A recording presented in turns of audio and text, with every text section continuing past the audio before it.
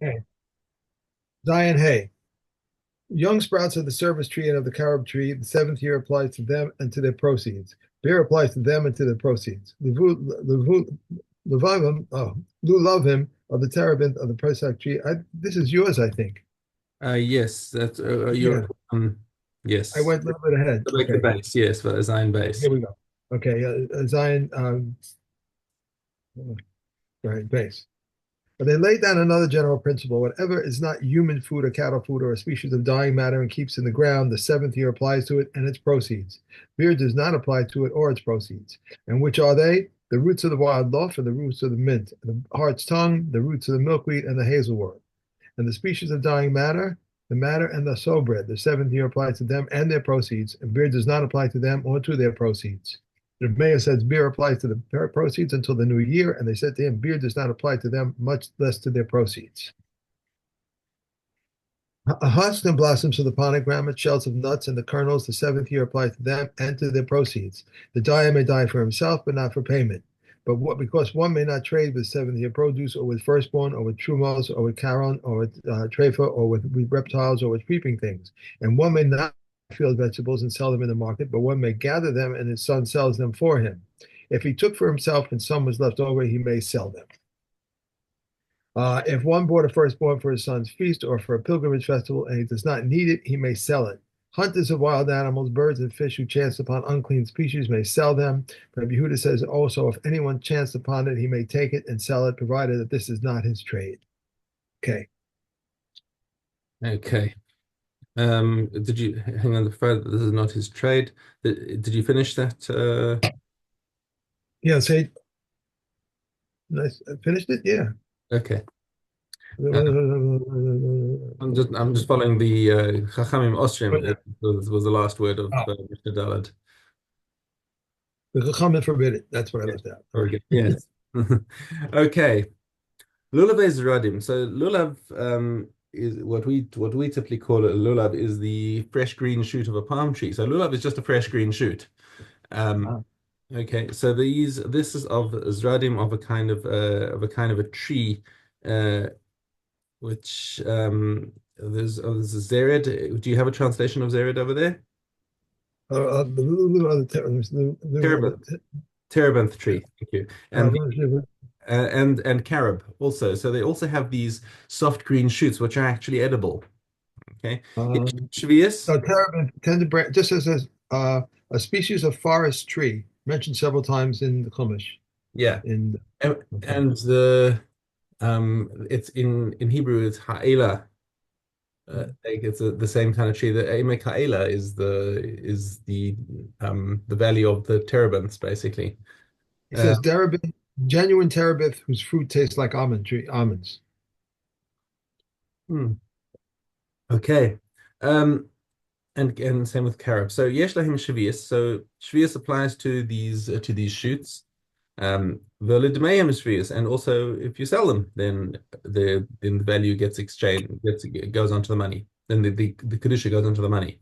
Yesh lahem biur velidmeim biur, and furthermore, since there comes a time of the year that there's no um uh the sorry, this was talking about Tyrion. I was just looking ahead. Sorry, I'll come to that in a second. I'm just getting distracted. Yeshlen beer v'le'demayim v'hir, and furthermore, there comes Zman beer when you can no longer find these things in the field. Now it goes into lulave ha'ela. I thought the ela was the terebinth, Hmm. because that's what we call emek ha'ela, and zradim. So what did he the translation come out in my edition? I'm just going to check my translation. The young sprouts of the service tree. The zeratim is called zerid is called a service tree, and Ela is the terebinth. So now the second case is talking about lulav ha'ela v'habotna. Botna is the pistachio actually. Even though we talk about botnim in modern Hebrew as peanuts and All right. pistos as pistachio. But it's actually mentioned in the Torah when Yaakov tells his sons to go and take a gift to this Tzafnas Paneach. Um, Right. one of the things he says is take botnim, which is pistachio. Right. Okay, V'atadin, and also the white thorn. The atadin also relates to Yaakov. There was the Goren Ha'atad. That was where they had some hespedim for Yaakov Avinu when they were taking him back to Eretz Israel to bury him in Machpelah. So there was Goren Ha'atad where they had all these thorns. Yesh lehem shvius v'lidmeim shvius. They are subject to Shevi'is, and so is the money that you get for selling it. Ein lahem biur v'lo lidmein biur. But there's no Zman biur because they remain available in the field basically all year round. Aval la'alin yesh biur, but the leaves, there are some edible leaves which also grow on these plants, and those do require beer because at some point they are no longer available. Mipnei shenoshin me'avihin, because they do fall off the tree and they're no longer available for the beasts of the field. Okay. Havered v'hakofer v'kataf v'hanlotim. Okay, so a rose, um, that's our which is not eaten but is grown for its fragrance. Okay, and the kofer is the cypress. Cypress. Yeah, and a kataf is according to Rambam is balsam, Awesome. and lotim is lotus. Right. Okay. Yesh lem shvius v'lidmehen shvius. So they're subject to Shemitah laws as is their money.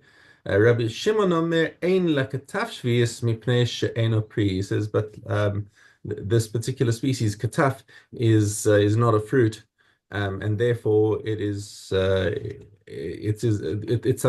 resin basically.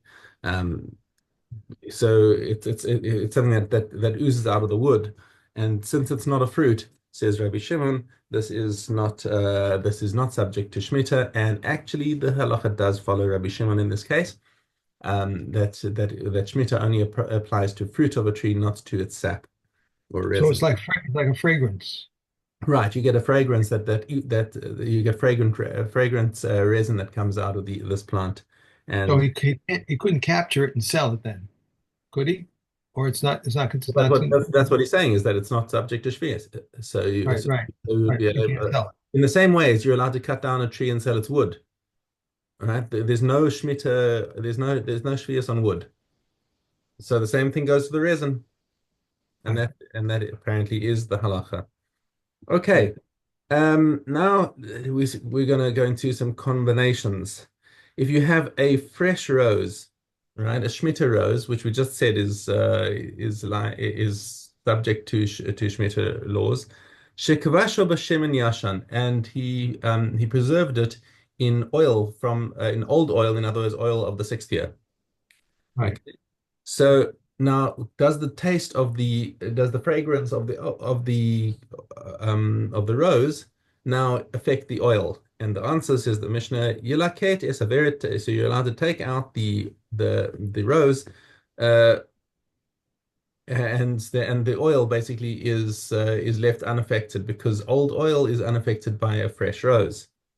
Yashan b'chadash chayav b'bir. However, if he put an older rose, let's say the rose was from the Shemitah, and he put it into fresh oil from the eighth year, Right. there says the Mishnah, the old rose is going to affect the new oil, which is interesting. I would have thought exactly the opposite, right? That a fresh rose has got the strong smell, and as it gets older, it loses its fragrance. But according to the Mishnah, the flavor, the smell or the fragrance or whatever taste it is gets stronger as it gets older. Hacharavim chadashim shikvashan biyayin yashan. So let's say you've got fresh carob that you preserved in old wine. In other words, the wine is now is not Shemitah wine; it's from sixth year. Bishanim b'chadash, or vice versa. Let's say you put the old carob inside fresh wine. Chayav in beer. In either case, you'd be chayav in beer so the flavor of the carob would go into the wine, and the wine would therefore take on the chumras of shmita, and it would be required to do beer once the time for beer comes for carob. Zaklal, here's your general rule. Kol shehu benosin tam. If it gives taste, chayv levar min b'she'eno mino. Then you are required to do biur on two unlike if the two types are not the same. So a carob in wine or rose in oil. What happens if what? So that's your dividing line is benosin tam, right? If it gives a taste. Min b'mino, what happens if it's the same type inside the same type? So let's say you had a Shemitah wine mixed in with a non-Shemitah wine. Kol shehu, any amount. If one of them has got, if you've got just the slightest amount of Shemitah wine inside there, the entire mixture takes on the chumrah of Shemitah. Shevi'is oseres kol shehu b'mina, v'shelo b'mina v'nosin tam. And this seems to be a repetition of what we just said, but it repeats it as a this is your as a general rule over here. In order just to summarize the point, Shevi'is oseres kol shehu b'mina. Any amount if it's mixed in with its own type. And if it's not in its min, then it's not in time. Then you go, which we usually take the rule of thumb of 1 in 60, unless it's Right. a particularly strong spice. Okay. All right. Daled Vav. Yeah. If one clips vines or cuts reeds, Rosh Gili says he must keep distance one tefach. While Rakiva says he cuts in his usual manner with an axe or a sickle, a saw, and whatever he prefers. A tree which split may be tied up in the seventh year, but not so that it should heal, but that it should continue.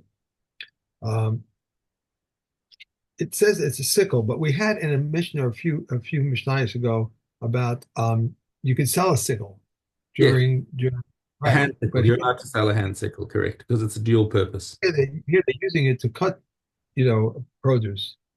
Hmm. So I'm just wondering, like, why is that allowed here? Because you're allowed to cut for your personal use. That's the whole point. The hand sickle is something that's used for personal harvesting, and Shemitah produce is hefker. You're allowed to cut it. Okay, You're just not good. allowed to do it as like a harvesting thing where you're gathering for the whole season or taking the whole field. From when all men may eat tree fruits in the seventh year, the unripe ones, when they are reddened. One may eat his bread with them in the field, and once they begin ripening, he may take them into his house, so that also in the other years of the seventh year cycle, he's liable to tithes. And unripe grapes, once they have produced liquid, one may eat his bread with them in the field, and once they have ripened, he may take them into his house. So also in the other years of the seventh year cycle, he is liable to tithe. Okay. Over here. Okay. Yeah. Kilayim. And Kalim. Kilayim, yes, Kalim. Kilayim. even I'm confusing you. Okay. Uh, Yes. Gimel Aleph. A bed of 6 handbreadths by 6 handbreadths may be sown with 5 seeds, 4 on the 4 sides of the bed and 1 in the middle. If it has a border 1 handbreadth high, it may be sown with 13, 3 on each border, 1 in the middle. One may not plant turnip heads in their border since it would fill it up. And Rabbi Yehuda says it's 6 in the middle. Um, Yeah, no species of seeds may be sown in one bed, but any species of vegetables may be sown in one bed. Mustard and small smooth peas are species of seeds. Large peas are a species of vegetable. A border which measures 1 handbreadth high and is diminished remains valid since it was valid at the beginning. A furrow or a water channel 1 handbreadth deep may be sown with 3 seeds, 1 on one side, 1 on the other, and 1 in the middle. If the point of a row of vegetables enters into a field of a different vegetable, it's permitted, because it is apparent that is the end of his field. If his field was sown with vegetables and he wishes to plant in a row of different vegetables, Rabbi Yishmael says only if the furrow is open from one end to the field to the other. Rabbi Akiva says the length of 6 handbreadths and its full width. Rabbi Yehuda says the width of a sole of a foot. Okay. Hey, that's Just make a mark over here in my book. Okay.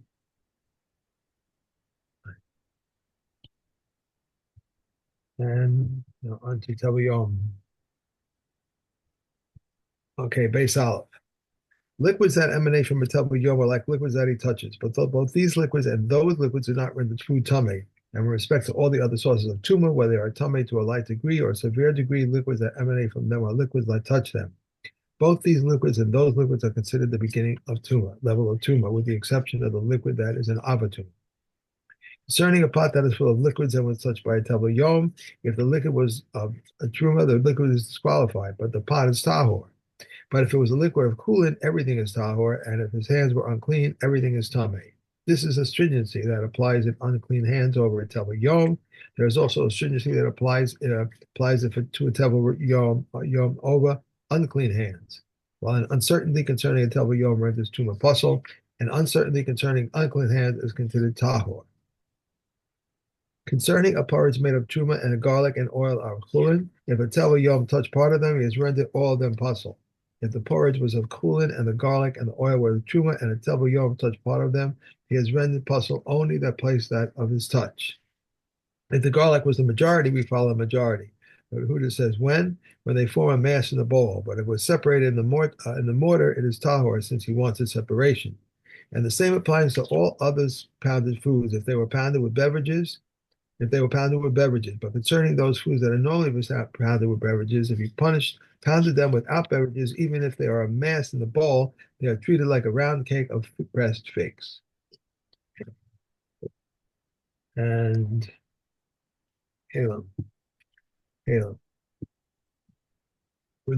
Cloth can contract midras tuma if it measures 3 handbreadths by 3 handbreadths, and can contract coarse tuma if it measures 3 fingerbreadths by 3 fingerbreadths. Sack can contract tuma if it measures 4 handbreadths by 4 handbreadths. Hide can contract tuma if it measured 5 handbreadths by 5 handbreadths. A mat can contract tuma if it measures 6 handbreadths by 6 handbreadths. This measure applies equally to midras tuma and to korf tuma. Reb Meir says regarding sack, its remnants can be contract tuma if they are measured 4 handbreadths, but initially it contracts tuma when it has been completed. If one made a piece of material with 2 handbreadths of cloth and 1 handbreadth of sack, 3 handbreadths of sack and 1 handbreadth of hide, or 4 handbreadths of hide and 1 handbreadth of matting, it is tahor. But if you made a piece of material with 5 handbreadths of matting and 1 handbreadth of hide, 4 handbreadths of hide and 1 handbreadth of sack, or 3 handbreadths of sack and 1 handbreadth of cloth, it's tameh. This is the rule. Whatever has a different material attached to it, it is from a material more stringent than it is tameh. It is from a material that's stringent than it is tahor. If one trims any of these materials into a piece measuring 1 handbreadth by 1 handbreadth, it is tameh. If one trims from the bottom of a basket a piece measuring 1 handbreadth by 1 handbreadth, it is tameh. If he trims a piece from the sides of the basket, Reb Shimon rules that it is tahor. But the comments say if one trims a piece of the basket measuring 1 handbreadth by 1 handbreadth, in any place, it is tameh. On Shevi'is. Okay. Tests. I adore you that when you know testimony from me, you will come and testify for me. They are exempt because the oath preceded the testimony. If you stood in the synagogue. Hold on. Go back to Ches. We're starting with Ches. Oh, okay. I adore you that you come and testify for me that so-and-so promised to give me 200 zuz, but he did not give me. They are exempt, for one is not liable except for a claim of money, as in the case of deposit. I adore you that when you know testimony from me, that you will come and testify for me. They are exempt because the oath preceded the testimony. If you stood in the synagogue and said, I adore you, that if you know testimony from me, that you come and testify for me, they are exempt unless he directs himself to them. Okay. And Rosh Hashanah. Rosh Hashanah. Oh, you forgot to tell me yesterday. I meant to email. I'm sorry? That we start time today. Start? That we also start Tanis today. Tanis today. All right. I'll have to get it. I get it now. Okay. I didn't know which one we were doing, so. I'm not. Okay. The shofar of Rosh Hashanah, they may not go beyond the Sabbath boundary, nor may they remove a heap of stones or debris for it, nor may they climb a tree, nor may they ride an animal, nor may they swim in the water, nor may they sever whether the implement is prohibited under rabbinic law or with an implement that is prohibited by the Torah through a negative commandment. But if one wishes to put water or wine into it, he may do so, and one should not prevent the children from blowing the shofar. Rather, one may occupy himself with them until they learn to blow.